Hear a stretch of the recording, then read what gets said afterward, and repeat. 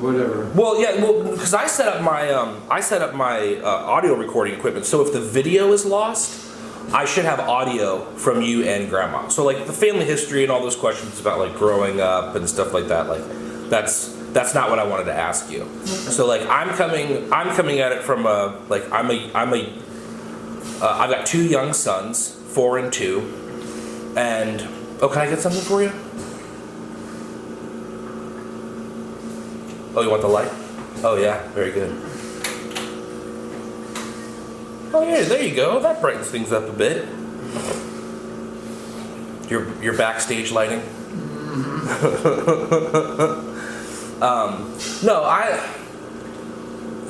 So I had an amazing childhood between Mitch and Kathy and having you guys in my life so consistently. Looking back over the years as a father, what would you say is your greatest accomplishment? Nixing all other things aside. Family. That's like the sense of family, like that family unit. Yeah, the whole thing. I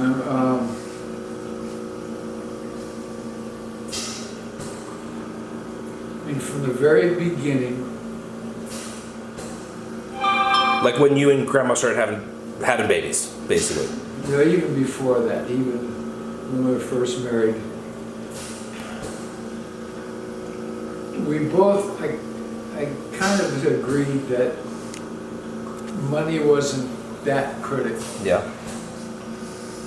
Yeah. And I've shared that with you before. Mm-hmm. And so our objective wasn't even objective, it was just, all right, we were gonna, have Jan always wanted to be a mother. Mm-hmm. And I said, fine. How long did you guys wait after you got married to have kids? It was by accident. By accident, as it usually is. Yeah. Couple of years. Yeah. Okay. Yeah, I think probably about 2 years. Got it. Okay, so most married couples that are like usually go into it with that goal. Okay, got it. And so that was it. We had the baby. We moved to Cuyahoga Falls. We set up housekeeping. Nested. Basically, and we got our start there. We went to church there, and that church so it was really family and then faith. Yeah. And that was what drove the whole thing. So my wife is agnostic. She just doesn't believe in anything. Our children, I will give the option to choose, what they want to do. What would you say to my sons 10 or 15 years from now when they really start to discover that side of their faith? How do you know that God is real?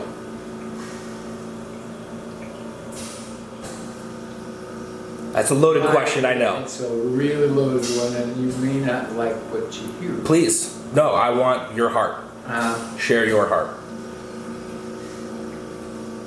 If there's not a Christian background within the home, there may not be a Christian background at all. Yeah.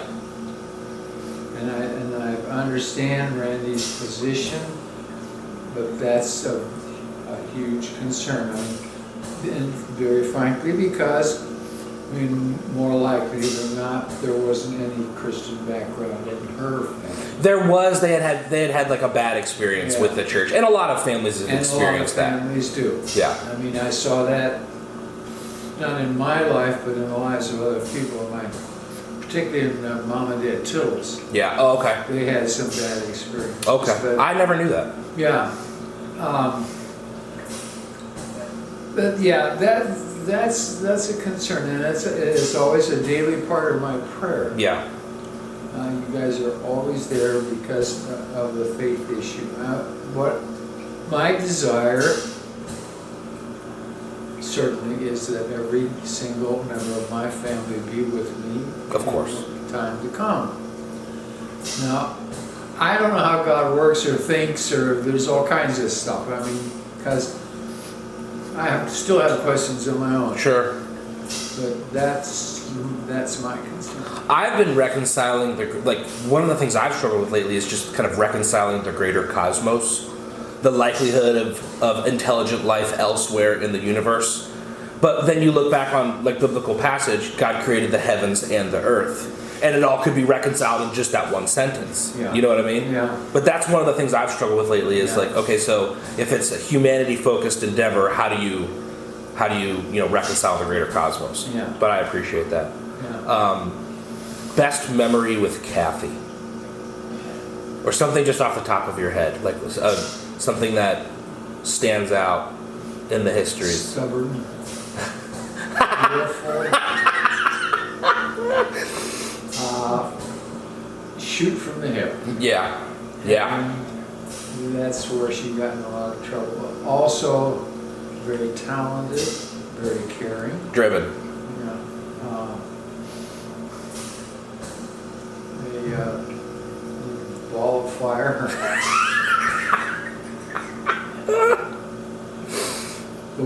But great times. Band. Oh my gosh. And being, the situations that got me into, got us both into.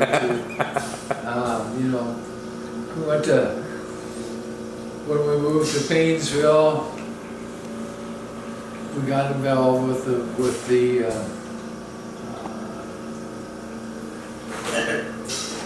I don't know, I forget what we call it, but it was the band parents, if you will. Okay. Okay. Okay. Sure. Kind of the band boosters. Oh, boy. First, so we got involved, and next thing I know, I ended up being elected president. Okay. And the first thing that the band director came up with was, we need to get new uniforms. Well, at that time, we said, well, what we were looking at here? Oh, around $10,000. And that was then. Oh, yeah. This would have been like the mid to late 60s. Yeah. And 10 grand then would be like Yeah. $75,000 or $100,000 now. Yeah. Good Lord. So, oh boy. Well, anyways, out of the band group, we got to know some people.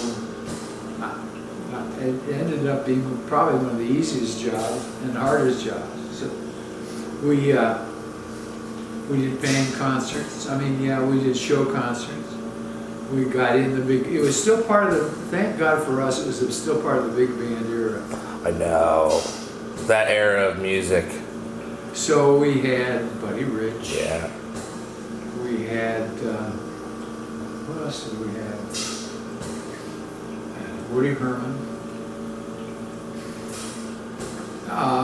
And that was, we made a lot, we sold a ton of stuffed peppers that we prepared in our own kitchens. No way. We went to county fairs, we manned the ticket booths, Yeah. and we got the 10 grand. That's crazy. Yeah, it was some marvelous. You were the hero of the hour when you walked into the office that day with Yeah. that cash box. So, it was just a joint effort. I had a good team, and I'd say, you take care of this, and they did. Yeah. Yeah.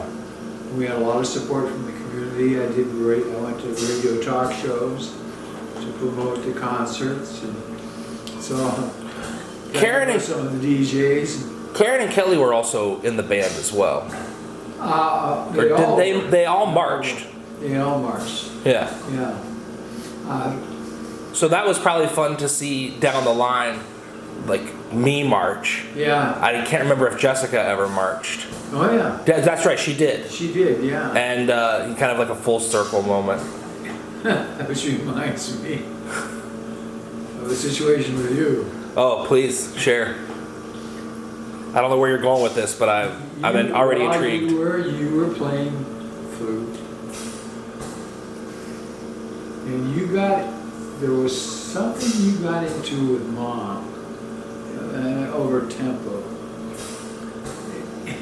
Were we practicing for We were state? practicing for contest. For contest. Probably for contest. And we finally had to end up in front of your teacher to get you to do what Mom was telling you to do, because you wanted to up the tempo. You wanted to.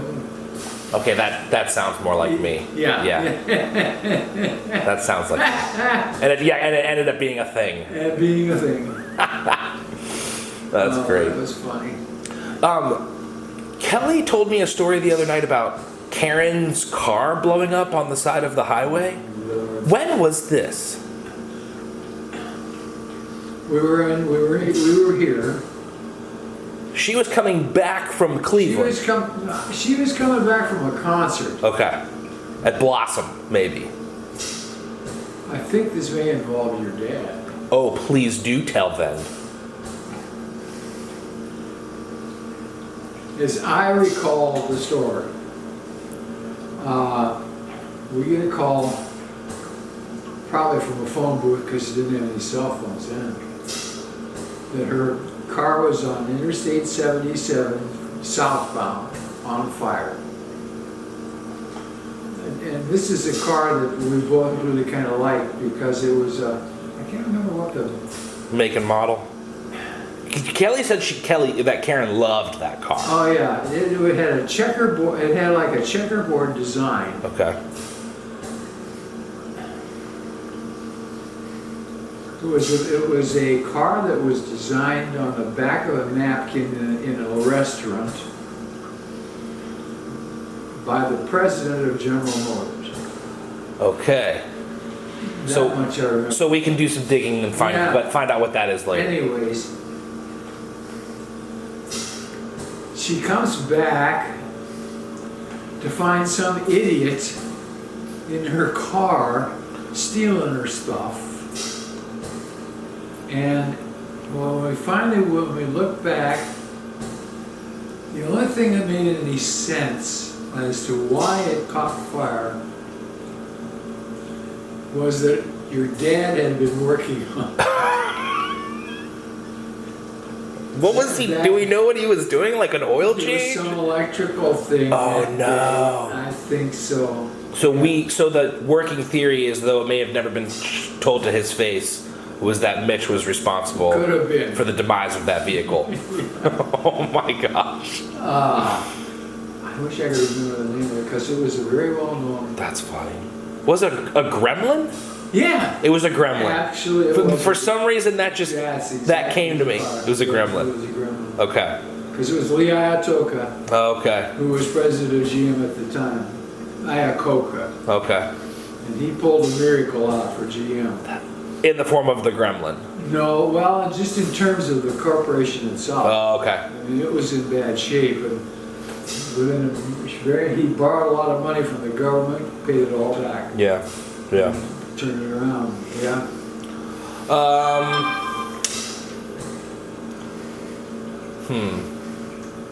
Music. Talk to me about music. What part in your life that played? Oh my God. That another loaded question. Or like, as a musician, you being one, what would you say to my sons who might want to pursue music? Any kind. Learn to play the piano. Okay.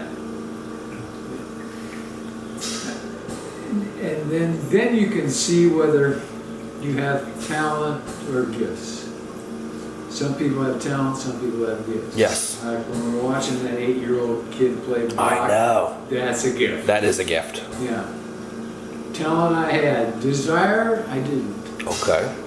Now, my dad, he played piano, he played banjo, he played saxophone, all self-taught. Yeah. We had a piano for years. I never wanted to take lessons. He wanted me to, but he thought, I'm not going to push the kid. Yeah. Don't let the kid talk you out of it. Okay. I mean, they need to at least experience it. Now they may not have an ounce of anything. Yeah. But I think from what I've seen, if you put a kid at the keyboard, you'll find out. Jasper and Mitchell both. Yeah. They already are climbing up. Yeah, because that's what you did. Yeah. I mean, you banged, but you banged and found out. I did. Yeah. Yeah. Yeah, that answer is brilliant because I adore the piano and went from flute as classically trained, able to read sheet music, and then jumping into guitar and piano and all that. So I can really appreciate that.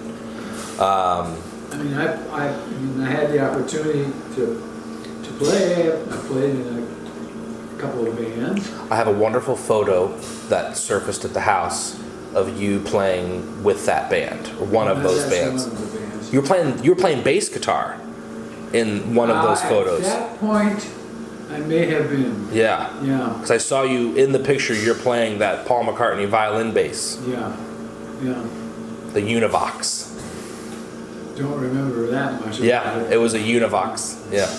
It's like it was a knockoff. But the choral times were the best. Absolutely the best with Jan. The various choirs, the church choirs. The Stabat Mater recordings. You still have I those? do. Okay, I want to make sure that I one do. survived. That one's survived and preserved on my hard drives. Yeah. And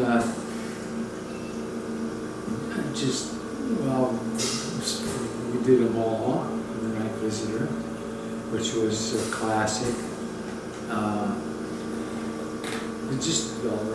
I had, for not being as skilled a musician, I was blessed enough to have enough talent, and enough. I couldn't read by note, but I could read by ear. Yeah. And that's what saved my butt. Yeah. And of course, having Jan there as my accompanist, and it was just a whole history of wonderful music and Broadway shows. And we did at the church in Cuyahoga Falls. We did Music Man. Oh, geez. Yeah, I mean, not the total show, but music from. Yeah. You guys sang in a ton of choirs. Yeah. You guys sang in choirs your entire marriage. In our entire marriage, yeah. Church or choral or. Yeah. I have phenomenal memories of Church of the Savior of you and Grandma up in the choir loft with the rest of the choir. Yeah. Especially on Christmas Eve. So, anyways.